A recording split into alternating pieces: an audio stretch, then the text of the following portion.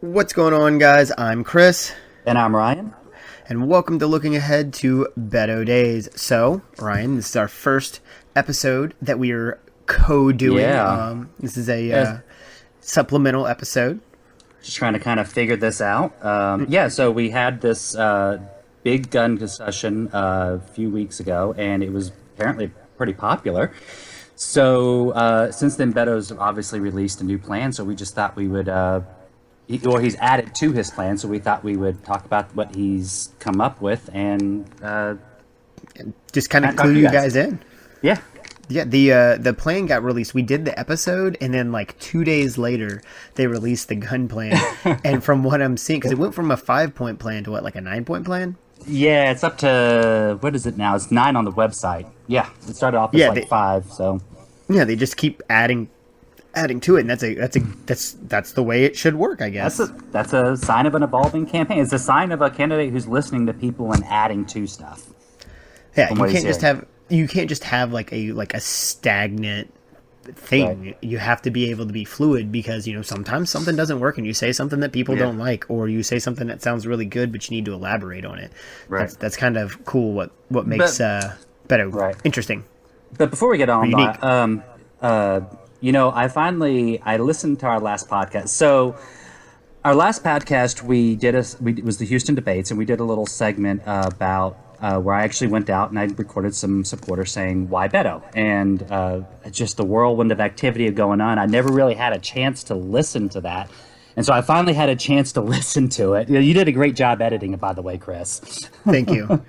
Thank you. So, from what I gave you to work with, it sounded amazing.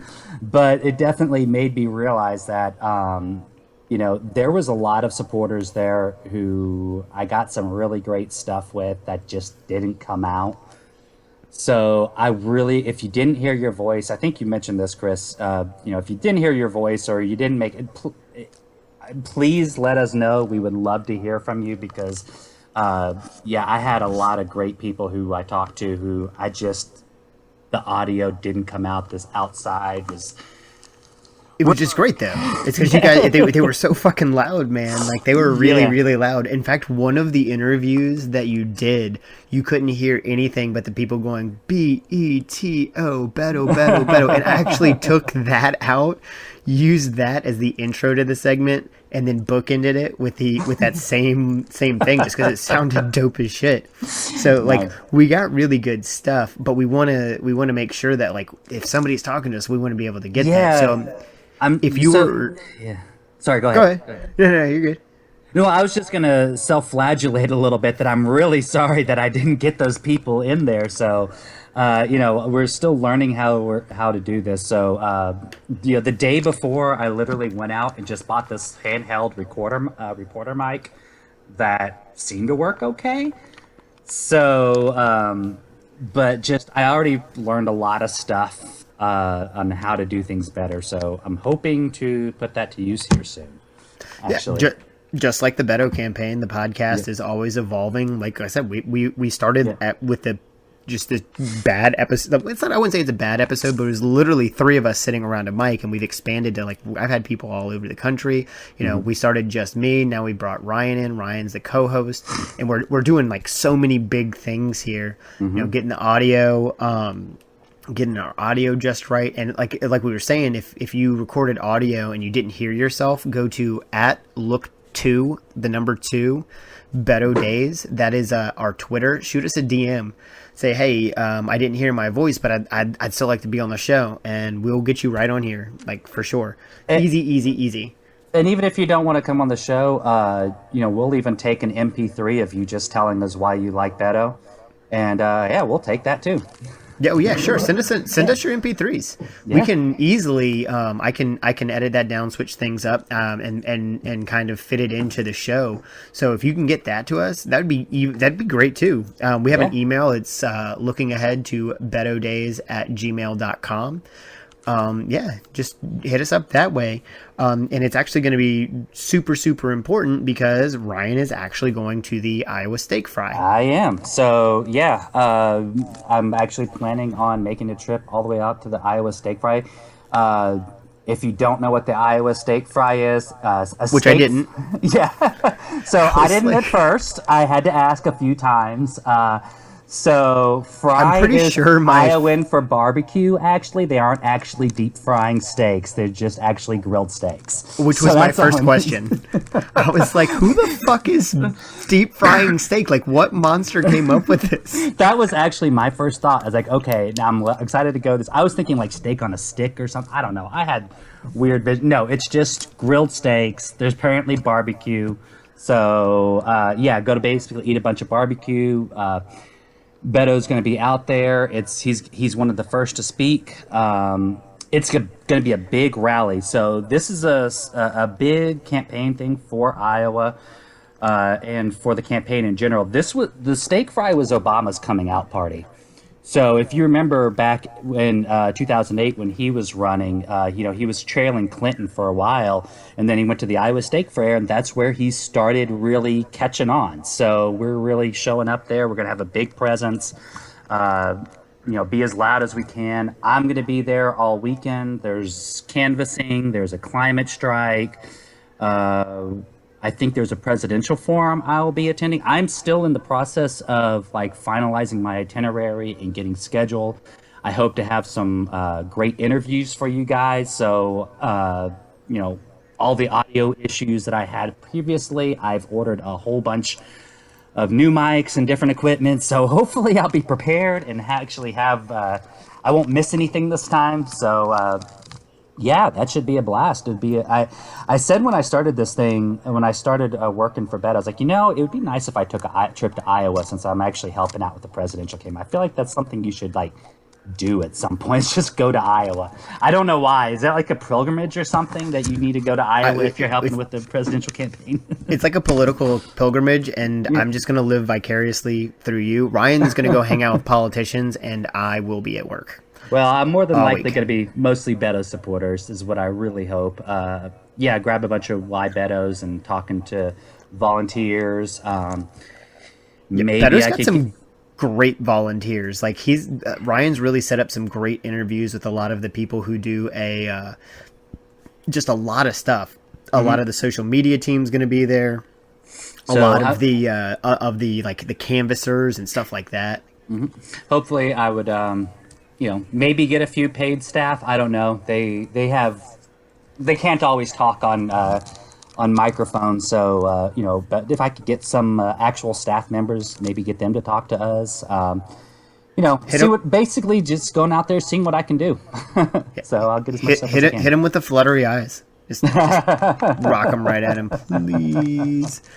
But yeah, and that Ryan's going to be doing that. I'm kind of doing another thing where we are all over the place. I am going to be hosting a fundraiser with a co-host of mine whose name is Kelly Willett. She is at Beto Loves Dogs. Me and her came together and we were like, you know what?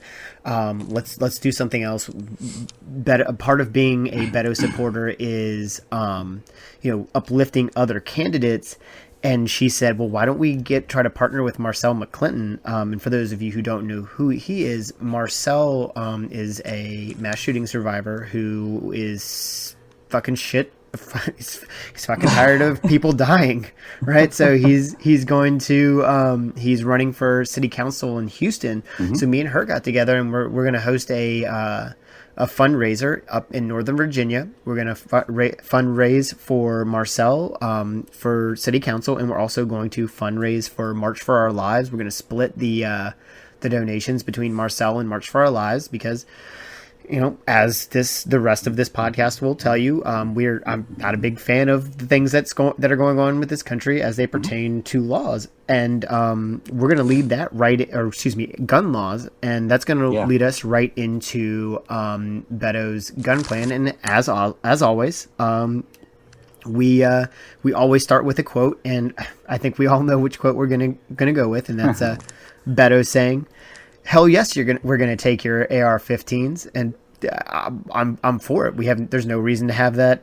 Even like, why is this a debate? They brought out today that the guy who invented them to sell to the army to use with the army. Yeah, and we'll talk about that in a little bit. But yeah, they're weapons of war. Absolutely. So do we just want to go through this, or? Yeah, absolutely. Sorry, I bumped into. We're still super grassroots here. I'm bumping into my thing, and my dog's losing his mind behind me. So we're trying to talk about gun reform. He's trying to go pee. Well, you need to make sure the dog goes pee. Absolutely. Yeah, somebody will get him. He's good. All right. He's all right. But let's go ahead and get this. We're going to break this down. Beto has it broken down into 9 points. We're going to go through the points. And as we go through the points, we're going to kind of discuss them. So point 1 of Beto's gun reform plan is end influence of NRA and stifling progress on gun violence prevention. And the NRA is doing a pretty good job of doing that themselves. But his point is also, in general, making sure that democracy works for the people and not PACs in general. NRA is just one lobby.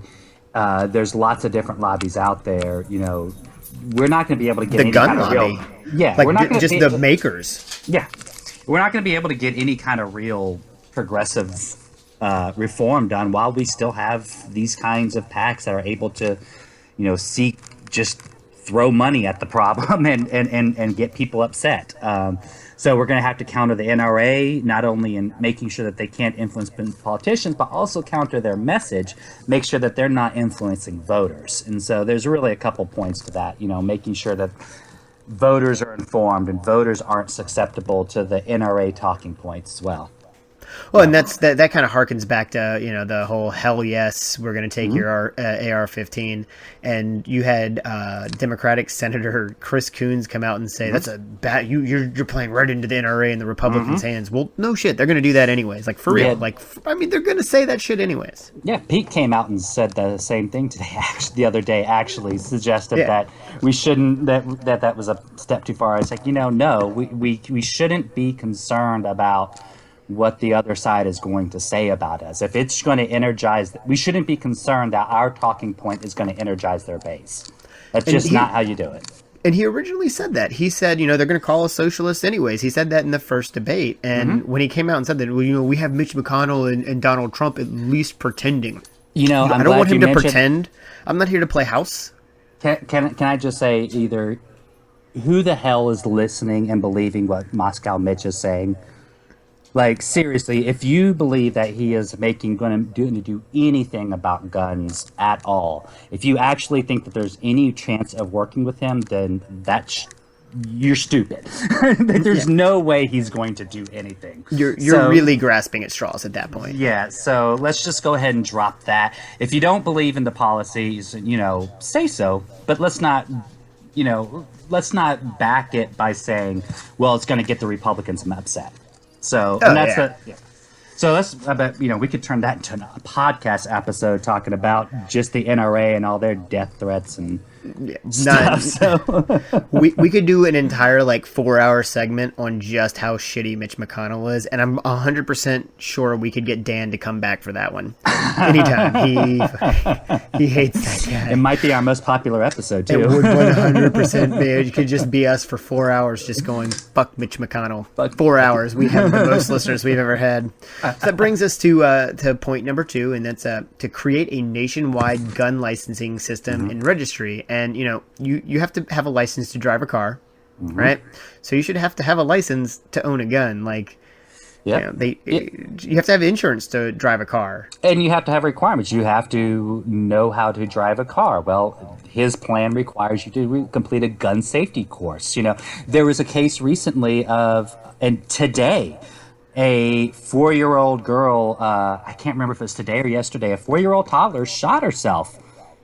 And the parents aren't facing any charges. Well, that's bad gun safety. That's wrong. That training needs to be fixed. That person needs to know how to handle that weapon. You can't just hand somebody stuff and say, oh, you assume they know how it's safe, and you see situations like that. So it's bad parenting too. I remember watching a story about a kid who, he had gone into his house. He had this girl that he was really, really into, and he found a gun in like a cookie jar or some shit like that, and he took it out and he was going to go show her at school because he had been suspended for something completely unrelated. And so he took the gun and he goes to the school and he wants to pull it out of class. And when he does that, the teacher's like, no, you're suspended, you can't be here. So the kid pulled the gun and pointed it at the teacher, and the gun went off because the kid didn't know how to use it, and he shot the teacher in the head and killed him. So the kid is now sitting in jail. But I can guarantee you none of those parents had any kind of consequences. The kid was like 13 years old. And see, that's something that the license and registry really gets to. I'm of the personal opinion, if you have a gun licensed and registered to you, you should be responsible for every bullet that comes out of that gun. I agree. If it gets stolen and you don't report it as stolen, and that gun gets used to rob a convenience store, you're responsible for that. That's my personal view. And this is where a licensing and registration system does at least kind of get to that point. It says, okay, we understand that guns are still going to get out there. They're still going to have, but at least we can create a baseline for ownership so that you're going to own safely. And we can create a baseline to make sure that you're acceptable person to be transferring this gun to. These are the kinds of things. And then we start being able to identify, leakage. Where did this gun? So when a gun is used in a crime, now you know where it's coming from. Now you know it's happening. Yeah. So you can trace it. Right. And so you hear a lot of people talking about, like, how are you going to enforce these gun laws? How are you going to enforce this? How are you going to enforce? Because I don't know if you've listened on Twitter recently, that's what all the Second Amendment people are talking about. If they're not threatening to kill people, is how is he going to possibly do this? Well, this is your primary method, is license and registration. If you're going to have a gun, it's going to be licensed, it's going to be registered. You get caught without a licensed and registered gun, well, guess what? Fine.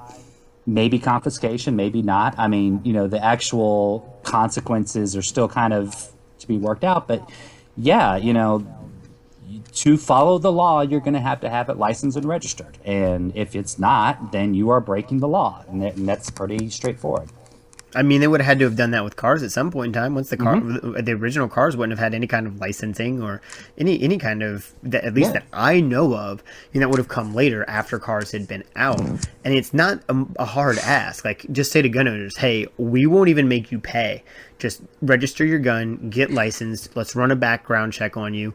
We can do this real fast, and if you come back clean, you're good. The people who don't show up for that or don't try to sell back the guns are the same people we don't want having them in the first place because they're exhibiting lawlessness, and that's not what we need. The whole it's going to start a civil war, that Meghan McCain said, that's ridiculous. All they're doing is amping up that base that really thinks they're going to start a civil war and they're going to show up. There's going to be like 3 of them.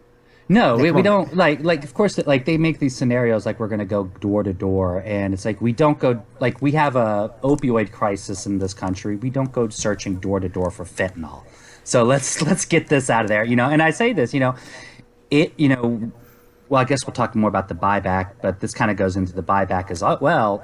If you have a gun that is not licensed and registered, and you keep it in the closet, in the top part of your closet, and never brings out, never goes to range, and never sees anything, I guess you can have contraband in your closet indefinitely. Nobody's going to be any wiser, I guess, until it's wrong, and then you run that risk. But, it's not like there's going to be a consequence if you decide to just keep it storage. What you're facing is if that gun does get used, you're going to be facing a lot of charges for not following the law. So, obviously that's your risk, but exactly. And I can give you a bit of a historical reference or perspective on that. Back in the English during the English Reformation times, the English people got so sick and tired of going from Protestantism to Catholicism, they just started putting stuff in their attic. Because, it was contraband, so they didn't want to be busted with it. It's not like the king was like asking them what's in their attic. And I'm not telling people to break the law. Let's go ahead and make that clear. I'm not telling people to break the law because there are going to be consequences. Yes, you can do that.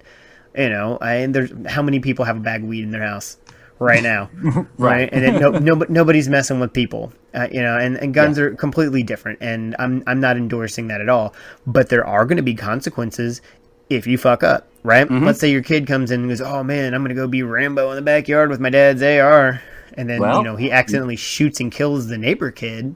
Now you've got a problem, or the kid gets busted with it. Then you're going to have problems. It's risk and reward, and we give you the risk and what you can do, but what we expect you to do is to turn them in. Yes, we expect people to follow the law. We expect people to follow the law at the end of the day, and I think that the majority of people will follow the law. Or, I think the majority of people will follow the law, frankly. I mean, the people who don't will be the people who probably, like you said, stick it in their closet and ignore it until it gets passed down a couple generations, and then your grandkid sells it back. So, Yeah, it's not going to stay. My dad has an AR-15. He made it from a block of metal. If it gets left to me, it's getting sold immediately. Hey, $300 worth of inheritance or whatever. Yeah. Thanks, Dad. I appreciate it. This is a few movies on iTunes. Right. But along with the licensing registration, his next point is then background checks at the point of purchase. And that's another big thing. The license and registration definitely gives you that mechanism for being able to control the guns and also understanding like who has a license in case you need to invoke like a red flag law of some sort.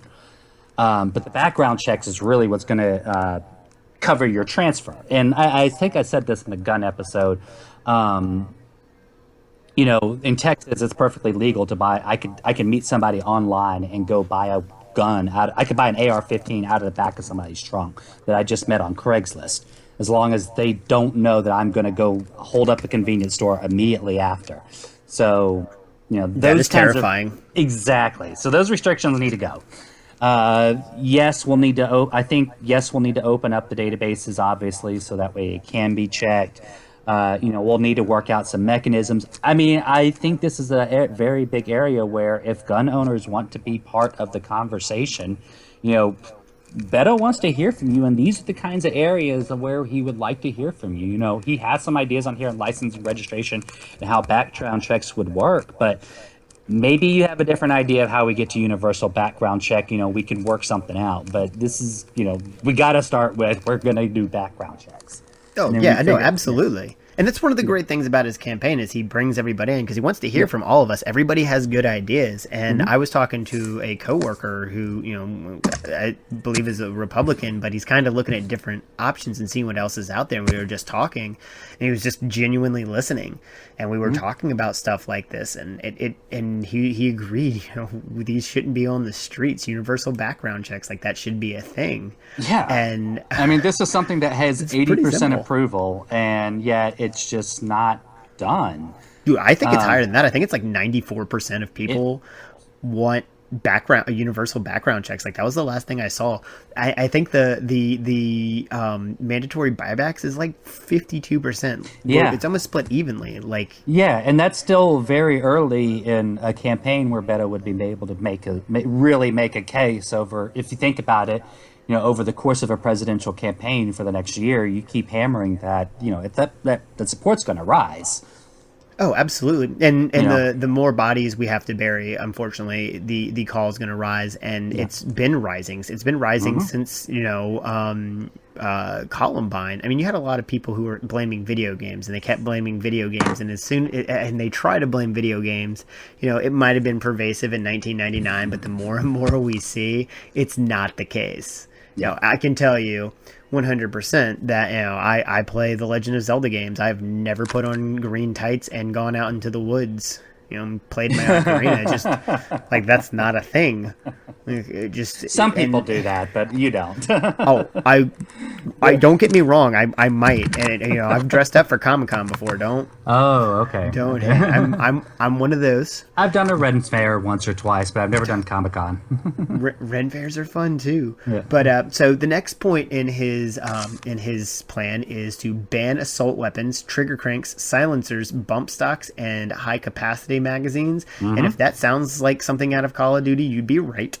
because it's all stuff that's meant to kill as many people and as possible and as efficiently as possible. Oh yeah. Bump stocks. Nobody in this country knew what bump stocks were before Las Vegas. Las Vegas, yeah. And isn't it crazy how we are identifying these things based on, oh, this thing was used in this shooting, this thing was used in this shooting, this thing was used in this shooting. You know, this is just very obvious stuff that these are range toys designed to make a weapon more lethal. That's what they are. Yeah. Well, I mean, like, who doesn't want to shoot a gun with the silencer on it and pretend they're James Bond in a gun range like that? I'm totally cool with that. Like, if you were in a safe area, you've been checked, and you know you're in a safe location, that's okay. Yeah. But being able to just like walk around in the street, like there was a dude at the rally in Plano with an AR-15 to try to make the point that he was Johnny Badass, that you couldn't come take his AR-15. You know, that dude was not going to be able to get through all the police that they were. That just wasn't going to happen. Like he can pretend that he's about to start the next civil war, but it's going to be a real short civil war for him. Yeah. It absolutely, yeah. So yeah, he definitely wants to get. I mean, all these things need to go. There's really not a purpose to, and that does make a good point. Like, you know, just because we're banning these for civilian use doesn't mean that a civilian wouldn't be able to go fire. You can go fire a minigun right now. You can fire M60. You can fire machine guns. There are places to go. You can fire whatever you want. There are places to go. So, you know, if you want to go have fun, just because we're banning an AR-15 doesn't mean you can't go have fun and shoot one later. You know, there will be options. Yeah, so people, I mean, I had an uncle who competed in competitions with miniguns in Tennessee, which sounds terrifying, but it's apparently a thing.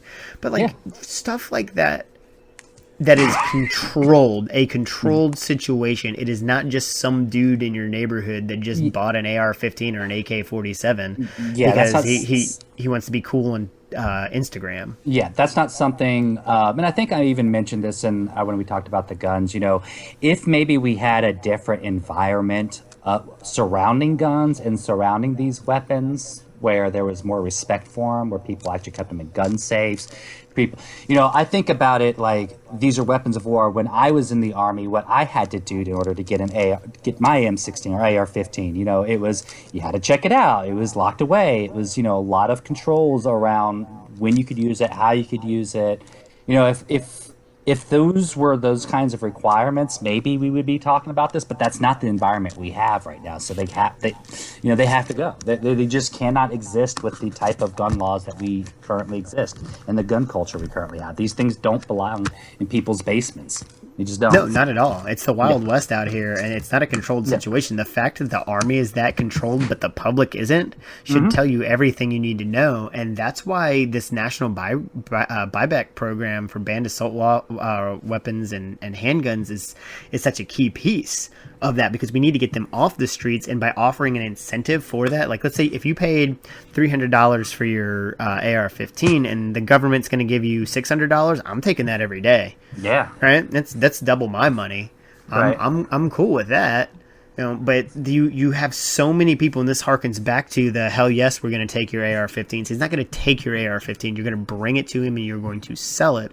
So when you get assholes like Briscoe Kane, who says, "Come and get my AR, Robert Francis," which is a very veiled threat, by the way. I have I tagged his law office. I've tagged the FBI in that, because all that's going to do is he might think that's cute and funny, but there's going to be somebody out there that takes it seriously, just like the shooter in El Paso. Absolutely. Okay. It's going to get people killed. Something else that he really did cleverly on this, even the buyback program and the ban, he's focusing very specifically on the AR-15 and AK-47. So there's always these, when you start having these conversations, we want to ban assault weapons, we want to sell assault rifles, you start getting into these technical discussions with the Second Amendment folks, who start saying, well, you need to properly define every specific technical requirement of what makes something a assault rifle. And if I disagree with one aspect of that technical thing, then the whole thing's bad. You know, they get to this level of expertise and minutia. Better just short-circuited all that and said, you know what? No, these are two very specific models of weapon. They also happen to be the most commonly available and commonly used. Those are the ones we're taking. we'll talk about the rest of the models and we'll talk about everything else, but we're not going to focus on those, right? We're focusing on AR-15s and AK-47s. So that way I'm not going to sit here and try and have a conversation about whether or not your M5 is an assault rifle. Yes, it is, but I don't want to have to explain why. You know what I'm saying? So we're just going to short circuit and say, no, 2 very specific models that we're going to attack, that we're going after. And and then we'll deal with the rest of it. I mean, Beto said very frankly, he's very aware that this is not going to get it all. There's still going to be other stuff out there. There's still going to be, hybrids and other things that are close to assault rifles, but not quite. So we'll worry about that bridge when we get to it. Right now, we just need to get the most popular model, the AR-15, the AK-47, off the streets. Yes. Absolutely. Sorry, I got on my soapbox there. Yeah, hey man, it's cool, man. I was here for you. I was here for that shit. Fuck yeah, let's go. No, he's not wrong. It's people are dying, and yes. Everywhere. My school was on a modified lockdown today because somebody got shot and killed. Yeah, wow. we were on a not because we had a threat, but because somebody had been shot and killed in the vicinity. I had kids in my room that like, Mr. True, I really got to go to the bathroom. I'm sorry, I can't let you go. We can't even move classes. We are stuck in this room. And kids, when you tell them, the sad part about all of this is kids get it. Kids know. I'm like, we're on a modified lockdown, guys. And they're like, oh, okay. It shouldn't be like that. They should be like, what is a modified lockdown? I should have to explain it to them. But the fact that they know, I mean, while good given the climate, is also bad. It's a problem. And another issue that he's put into his plan is he wants to make it harder for people to stockpile weapons. The shooter in at Las Vegas had how many AR-15s? Like just tons and tons of weapons that he didn't even have to reload. He just had them all loaded and was tossing them. That's how he was able to kill so many people, is he just had so many guns. And then he had the bump stock. That just it elevated that, which I believe the Trump administration actually banned. I believe we have banned bump stocks. I think we have, awesome, yes. Which is fantastic. But that is, again, treating as a symptom and not killing the disease. Mm-hmm. It's mind-boggling. And this is the thing with that. There's obviously hobbyists who like to have guns and they want to do this. A hobbyist can still very easily function with, purchasing one gun a month. I mean, if you're purchasing one gun a month, if you're purchasing more than one gun a month, then, that's not a hobby. That's a arsenal. A hobbyist, I don't know about you, but my hobbies don't involve buying, several $100s, a Glock could cost $800. I'm not going to spend that every month. And if I'm going to do, that's one a month. Like a hobbyist will be fine. That's more than enough for you to get you to build a collection if you want to have a collection. And then on the flip side of that is, if you're going to try and sell that, you can only sell like 5 a year. If you sell more than that, you're going to be considered a dealer, and that basically gets around a lot of these private purchases. So yeah, you can still, my friend, I know he's a shooter. He has his license. We'll figure out the transfer. I want to sell him a gun because, for whatever reason, you can still do that. Like you can still sell your friend's guns. You can't, arm your entire friend circle. There's a little bit difference. You can't put together a militia, and I think we've seen how well the militias work in this country. Like these Second Amendment guys are like, it's for the militia so we can overthrow the government, because that's worked so well in the past. Right. What was it? Oh man, what was the place where they were up? It was a family. Do you know what I'm talking about? It was like right around Waco. Around that time, they lived out in like the woods and stuff, and the police like descended upon them. I can't remember what it was called, but they were like militia Branch Davidian. Not Branch Davidian. That was in Waco, and that was a firearms thing. They were modifying. They were turning semi-automatics into automatics, if I remember correctly. Yeah, no, they were doing that too, but there was just this other like sect of people. Militias don't work. McVeigh got into the whole militia thing because that was popular in the 90s, and it's never gone anywhere. None of them have ever overthrown the government, right? Yeah, You and your little AR-15 and your drinking buddies that you watch football with on Sundays are not going to be able to overthrow Navy SEAL Team 6. Yeah, and those guys are going to wipe the floor with you in seconds. Right. I mean, to be fair, if you want to go out there and you want to go camp in the woods and play soldiers for a weekend and do that, do that. But that's part of the well-regulated part. It needs to be Exactly. It needs to be. If you don't want to join the Army Reserves, then create a structure that allows you to do what you want to do, and you can do, there are ways of doing that. It just needs to be more controlled than my drinking buddies, let's all go in the woods and start camping, that's and shoot guns. That's not a militia. That doesn't sound safe. Right. That's that's the opposite of safe. Like, I'm pretty sure you're not supposed to handle firearms under the influence of anything. Nope. Coughs are nothing. That would be stupid. Which we generally refer to as stupid. Yeah. So, I mean, I've always found, when you were a kid, playing Army was cool. When you're an adult, it's just weird. Right? You don't need to do that. I've done it. Have you ever played airsoft? See, airsoft and paintball I see is kind of different. That's not like you and your guys with real guns really planning to overthrow the government. It's you. I've played airsoft. I've done paintball. Funny story. We had an airsoft war in a Texas roadhouse after hours between 4 of us. They still find airsoft pellets in that building to this day. That can't be good for the drywall. I mean. No, I don't know, man. It's been years. I'm pretty sure the whole walls are made out of wood. So, okay, one of those. Yeah, I got you. It was a Texas roadhouse, man. Right. It's all made out of wood. So, which brings us to point 7. That's to implement extreme risk protection orders, also known as red flag laws, and close loopholes so domestic abusers, those who pose a threat to themselves or others, can't get guns. Duh. Those seem like the people you don't want having guns. Exactly, right? Exactly. And this has been something that's really been kind of coming up more recently. I don't remember really red flag laws being talked about a lot. Even as 4 or 5 years ago. This is something that's really become more prominent, but it's smart. You have people, especially when you're talking about suicide. You have people who are posing a risk to themselves or others, and sometimes you just need to remove the weapon from that situation to make it less lethal. There's all kinds of scenarios where that need it. Now, there obviously needs to be controls in place. There are abuse possibilities, so there needs to be a due process, has to go through a judge of some sort, and there also needs to be a good way of pleading your case. You know what I'm saying? So if you are getting red flag lawed, you need to be able to, okay, no, this person's actually lying, I'm fine.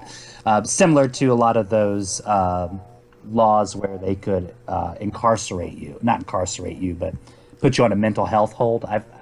Each state has different names for them, and I can't remember them what they're called all the time, but where if you're suicidal, they can put you into a psychological hole. So same situation here, create some due process around it, make sure that it works for everybody. But if you pose a risk, you need to get those guns. Yeah. The shooter in El Paso, his mother tried to report him to the FBI. Yeah. That was, imagine if we had a red flag law, he doesn't have his AK-47 readily accessible. Suddenly, it's going to be a lot harder for him to make that attack. Oh yeah. So, yeah. If your mom's calling, it's probably a problem. And that's another thing. And for this to work as well, is we need to listen to women a little bit more, because how many abuse cases don't get taken seriously? Yes. So that's got to be another part of things, is we have to actually hold people accountable, because I'm pretty sure that Brock Turner, for the 3 months that he did, could probably own a weapon, and he raped someone who was passed out. Like, that's not okay. I believe it's in California, so the gun laws might be a little bit stricter there. But I mean, if he was in Texas and the dude walked in 3 months, that's a problem. If somebody like that can buy a gun, that's not okay. But again, he's a really good swimmer. Well, did he end up with a felony? I don't know. I don't know what the deal is, because I don't remember they said he was the argument was he was a really good swimmer. I remember that part. I remember that part, and that was ridiculous. I just couldn't remember if he ended up with a felony, because that would still be one of those things where with felonies you wouldn't be able to get license and registration. Although if we talking about criminal justice, there should obviously be ways to re-enfranchise people, as I don't think just because you're a felon you should lose your rights for the rest of your life. There should be ways to regain your rights if you meet certain criteria. Yeah, I mean, you have to jump through a whole bunch of hoops, but yeah, I agree. That's the whole point of our penal system, which I think that we've talked about. Is like it's rehabilitation, right? And anyway, to the next point, that's and that's point number 8. It's to declare gun violence a public health emergency. That's it. Like, we don't really need to say anything more. We had 32 people die in El Paso and Dayton in less than 24 hours. That's an epidemic. If people were dying of the flu at that rate, I mean, even a rate less than that, it would be a public health emergency. Yeah, we declare public health emergencies for a lot of stuff. It doesn't have to be, healthcare related. We can have a public health emergency for anything, really. But one of the things the NIH was blocked from being able to actually study gun violence. So just, by law, they're not able to study gun violence. That's wrong. They need to be able to look into it and figure out, come up with best solutions. Let's do a study and then figure out if, what we have is missing the mark. Where are we missing the mark? What's a better solution? And do that in a real scientific process, not just making talking points. Exactly. It should be more than just people having a conversation. I mean, that needs to be part of it, but also we need to have all of the facts behind it before more people are dying. Right. And that's. Go ahead. Start making some evidence-based decisions. Exactly. Not just make shit up. Like, I can make shit up.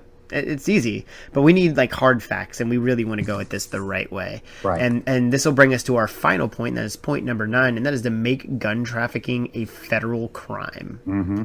Again, I'm not 100% sure why that's not already a thing. I say that a lot when we do this show, but I cannot figure out how the hell that this is one of the problems. Like, you talk about the gun violence in Chicago. Illinois has some strict gun laws, but they're buying the guns across state lines.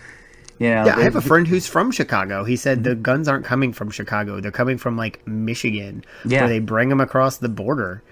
Oh, it's not people in Chicago; it's the people in Michigan. And I actually think this is an area where we could actually find a lot of common ground with gun owners. We have a very hodgepodge system of laws across the state, all the states. You could. I mean, this. You're in Virginia. You have a gun, and you start driving up I-95. You could be committing. You cross into D.C., you could be committing a felony, and you cross out of D.C. Well, actually, I think D.C. changed their gun laws recently, didn't they? I'm not 100% sure. I think they just did. But anyways, the point is, just driving up I-95, you could cross so many jurisdictions. You're fine in one state, and then you cross into Jersey, and suddenly you're a criminal. So I think that there are some real opportunities to work with gun owners here to make a less of a hodgepodge system where we, have different requirements in different states, and, making a baseline across everything really, I think would help them out a lot as well. So, I agree. Yeah. I agree. My grandfather left his guns with my mother when he moved to New Jersey because he could not take them with him. Yeah. That pisses people off too, right? Mm-hmm. So we want to make it easy for everybody. Granted, you're going to have the whole argument of states' rights, But at the same time, like if we can find a universal way of doing this that makes everybody happy, which is damn near impossible, Right. it may not be a bad idea to look into. And even with states' rights, I mean, the Beto's plan provides mechanisms to enforce local restrictions, like through the licensing and registration, because you know who has guns, you know what they're trained to do, so you can then even work on making your community safe based on that. So, this is a framework that other things can get built off of. Oh, absolutely, and that's pretty much the crux of all of this, is just making us safer and bringing down the body count.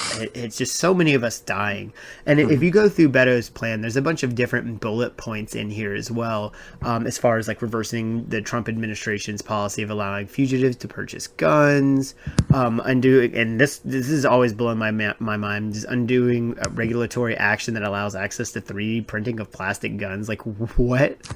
Yeah. Like, how do you track that? Like, what asshole came up? And I know some dude like wanted to put it on the internet, and fuck that guy. Yeah, but that's not cool. But he's direct ATF to deem any individual or business that sells over 5 guns in a single year gun dealer. We've touched, and this is all stuff we've touched on, so we're not really going to dive into it too much. If you really want to see what he has on here, go to BetoO'Rourke.com and check out his policy plan on gun reform and gun violence in America. One of and this is the last one I'm going to pull from here, is the increased funding for the CDC and NIH to conduct research on gun violence. Like, I can get behind like that. Let's figure out where the problem lies here, guys. Let's solve the issue. Let's come together on this. Yeah, and then that's pretty much the crux of his plan. So like, based off of what we went over last time, what do you think? Like, what do you think he hit and hit where I think so. I mean, a lot of the same stuff he carried forward, a lot of stuff that he really kind of pulled out of his plan and that was already in there and brought to the forefront, like the licensing and registration and such. And then he added the very, very bold statement of, no, we're banning these things. We need to stop being afraid of these talking points and actually ban AR-15s, ban AK-47s, and get these things off our street. Let's stop playing around with this game. Let's get it over with. Oh yeah, absolutely. And so as far as our supplement goes, guys, you have the material to dig into it. So I do want to plug one thing. Me and Ryan are really trying to make this podcast better, and we're getting better each day. Just him and I brainstorming and getting more people and having more ideas about what we're doing, but we're balling on a budget here. So if you jump over to the looking ahead to Beto Day's website, our actual Twitter page, and I'm going to put this up on our website too. We are selling Looking Ahead to Beto Days t-shirts, a podcast for the relentless. They're $30 a piece, which I know sounds super, super steep, but here is where it really, really helps. Half of the profit goes to us getting more equipment. Neither of us we're getting paid $0 for this. Yeah. Yes. We do this because we want to bring you as much Beto information as we possibly can. And we have a blast doing it. Oh yeah, no, I have a ball, man. Like, I just like hanging out with people. You and I have become buddies. Like, I'm all about this. We're expanding. We're bringing other people in. Right. And that's really when I started this. Like, that was my goal, was to get everybody involved and have everybody's voice heard. And that's what we're doing. Ryan is coming right along with me. He's picked up the mantle, and we're all moving forward. So we really want to get a little bit of better gear. We want to be able to go places and actually interview people and do things. So that's what selling, this t-shirt helps with. Half of that goes to that, but also the other half goes to the Beto O'Rourke campaign. We're going to start making donations to him. Each profit, half to the podcast, half to Beto O'Rourke. So it's not like we're just like, what we're gonna do? We're gonna make as much money off. We're not pulling a Michael. We're not pulling a Michael Avanti here and trying to fundraise off of Beto's name. We're going to be very upfront. We're taking half, and but we're giving Beto. And that was something that was important to me, to make sure that this also, at least some of the proceeds go to Beto, because if you buy a T-shirt off the website, it all goes to Beto. And if you could donate to Beto, or if you if you give it to us, we really appreciate it. Thank you. But we will make sure that, we're all here to support Beto, so we want to make sure Beto is a part of that as well. Exactly. And that's another thing, guys, get out, volunteer. We have an FEC deadline coming up. Let's get those donations in, talk to your friends, get your friends donating so we can get those individual donors. Go for it. I'm here for it. I will also be at the steak fry. I will be previewing the t-shirt there. So look for Ryan. Like, I take lots of pictures of yourself with everybody rocking that t-shirt. Fun fact, I made it. Like I did actually have a supporter. Shout out to Nevi. She's awesome. She helped me make the logo so I could make it transparent. And that's another thing. We are also selling the logo. If you don't want one of our shirts and you want to get your own shirt, you can buy our logo for $15. Just again, hit us on Twitter. Looking ahead to Beto Days, or our tagline at Look to Beto Days. Hit us on there, shoot us a DM. Either I or Ryan will get back to you, and we'll work that out. Yeah. Oh, and I think you mentioned on the Twitter also all the official stuff. I think we're going to be now sharing access to the official Twitter or email. So you send to that, and you will get both of us. We are both. Chris is kind of doing the majority of it, but I lurk. He does in the shadows. And yes. You can also follow both of us at our individual Twitters. Mine is at RealChrisTrue. And just mine like it sounds. Mine is at Darwin69, 2 N's in Darwin. So. And it's underscore too, right? Not on Twitter. No, that's on Reddit. That's on Reddit. Ryan is a Reddit master. So, but then, guys, thanks for being here. Thanks for listening. This is our first duo episode. What do you think? How do you think it went? I think it went great. Like, we have such good chemistry. Like, it's just getting our timing down. Like, I love it. Like, we have a lot of enthusiasm all around it. And I think that's gonna really pay off as opposed to. I think this is gonna work out. Yeah, it seems like we'll be able to get something. Yeah. It's going to be a lot of fun, and people aren't going to be just like, oh my God, I can't wait to get to the discussion because I don't want to have to listen to this asshole talk anymore. But yeah, guys, thanks. And let's keep on looking ahead to Beto Days.